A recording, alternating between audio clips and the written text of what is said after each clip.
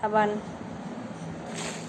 এটা হচ্ছে, এটা অবশ্যই শুধু গরমকালের জন্যই মার্কেটিং, আর কেন সেটাও বলছি। যাদের বাড়িতে বাচ্চা অথবা বয়স্ক অথবা বাচ্চা এবং বয়স্ক উভয়ই আছে তারা অবশ্যই দেখুন।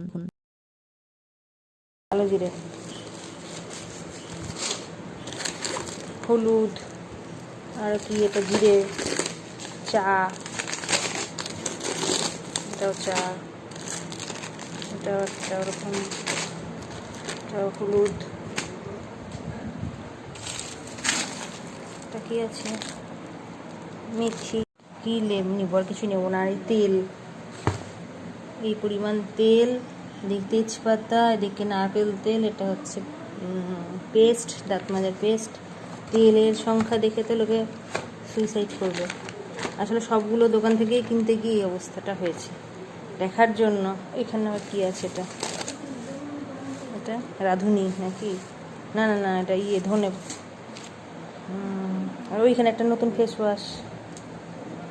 এই তো হয়ে গেল।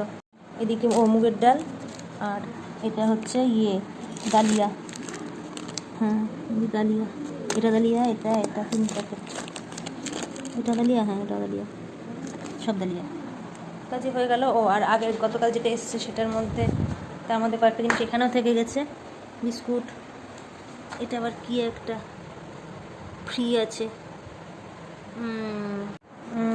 এটা একটু ময়দা নিয়েছিলাম দেখার জন্য কেমন, তো ভালোই।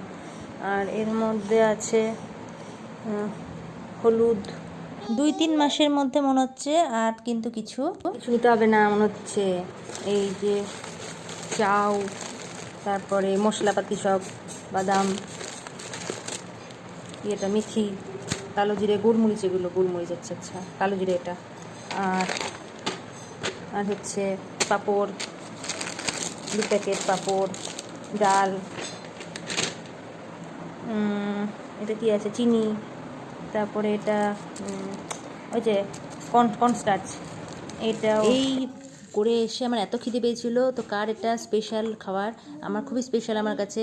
একটুখানি মাংসের ঝোল দিয়ে মুড়ি খাওয়া, আমি অল্প মাংস রেখে দিয়েছিলাম, তো ভাবলাম 1-2 পিস যদি মাংস নিই, আলু নিই, তাই জন্য। যাই হোক, আমি এত কিছু বাজার করেছি একটাই কারণ, যে আমি চাই না গরমের মধ্যে বাড়ির লোককে অথবা আমি নিজে গিয়েও বাজারে অসুস্থ হয়ে পড়ি। প্রচণ্ড হিট স্ট্রোক হওয়ার একটা সতর্কতা বাড়িয়ে দিচ্ছে ডাক্তারবাবুরা। তো আপনারাও চেষ্টা করবেন যার যেটুকু সাধ্য সেটুকু বাজার করে রাখার। আমি একবারে 2 মাসের মতো করে রেখেছি, আশা করি 2.5 মাসও চলে যেতে পারে, মানে এরকম আশা করছি। খাওয়া দাওয়ার পরে একটুখানি বাইরে গিয়ে দাঁড়ালাম, তো দেখলাম একটা সুন্দর ঠাকুর নিয়ে যাচ্ছিলো, সেটা আমি একটু ধরার চেষ্টা করলাম আপনাদের সামনে, দেখুন। আর সবাইকে সাবস্ক্রাইব করতে।